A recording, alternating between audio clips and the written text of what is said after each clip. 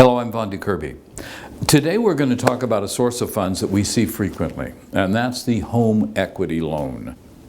That's acquiring a loan based on equity that you have in a particular piece of real property. Now, two aspects that I want to bring up in the very beginning. In some jurisdictions, property is held in other people's names. It is very important for you to know that if in fact you are going to get a loan on a piece of property, it must be in your name. If it is in your name and your spouse's name, you're going to need an affidavit from your spouse authorizing this loan, and your spouse should be part of the loan. The other aspect that you need to remember here is you're using a piece of property as your security.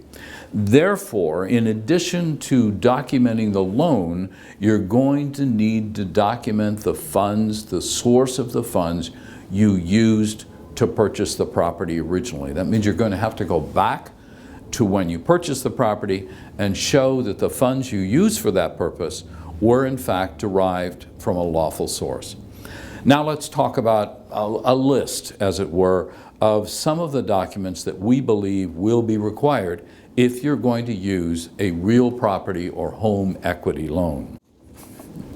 You'll need your property purchase contract, property sales invoice, that's when you originally purchased the property, your tax deed certificate, property ownership certificate, mortgage contract, if in fact there is a mortgage on your property, settlement of the mortgage, if in fact you may have paid off that mortgage, an appraisal report. This is very important. You need to show that the appraisal is in fact realistic based on the loan that you're acquiring.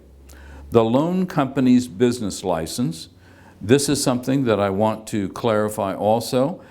After September 30th, 2016, it's very possible that the sources of your equity loan on real property may be very limited to certain authorized or licensed banks. We don't know for certain, but we do anticipate that will be part of the new legislation.